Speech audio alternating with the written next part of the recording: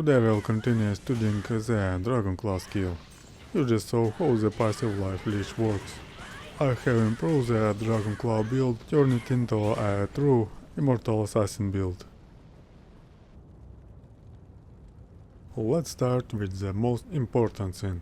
We need to get these claws with the Survivability base. The main characteristic of all claws is the enchant and damage value.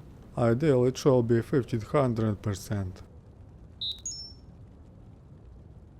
We also 14% attack speed because the claws in the right hand should be fast. The claws must be ethereal. This will significantly increase the damage. In the left hand you need the same claws but slower. I recommend using the Warfist base. Why do I recommend the Suaya and Warfist claws bases this time instead of Scissor Suaya? The answer is very simple. It's much easier to obtain Suaya and Warfist than Scissor Suaya. Right now you can see a table that shows where you can find the claws you need and the drop probability. I recommend saving this video so you don't lose this important information. But I think that to get very good claws almost immediately, you need to complete Charcy quest.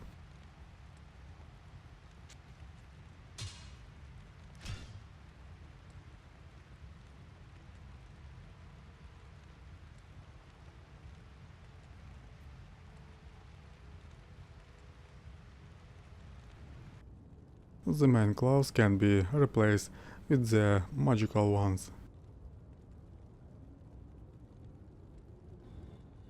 You can add another unit into the sockets of the claws. However, for maximum damage, you should use jewels bonuses to enhance the damage and maximum damage. If you don't have the jewels, you can replace them a low rune. This will be an excellent alternative. I improve the assassin survivability by equipping them Chance of Honor. This chest armor provides many useful bonuses for a melee character that on physical damage. But there is very interesting nuance. Our assassin has high physical damage. This means that life leech will provide self-healing for the assassin. Therefore, in this build, it is very important to use equipment that has life and mana leech. By activating the Blade Shield skill, our assassin will gain passive life leech if the enemy is very close.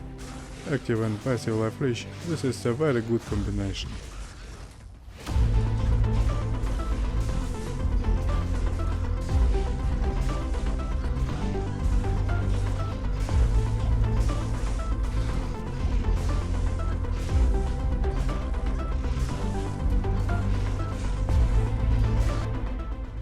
If you need to choose the most optimal chest armor, you can use the following options.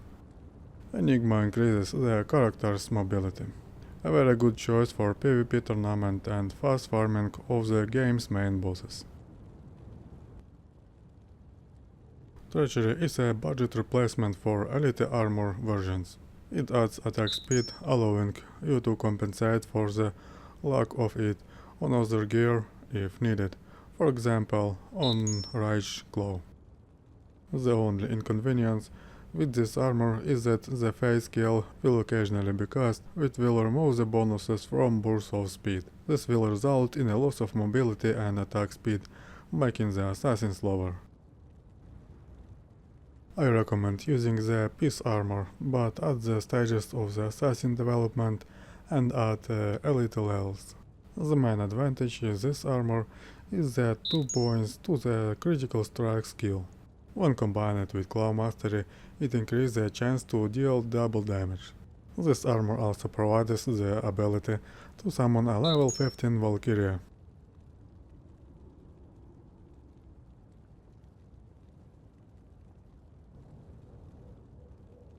By equipping Fortitude, you will gain increased damage, good defense and a bit more life.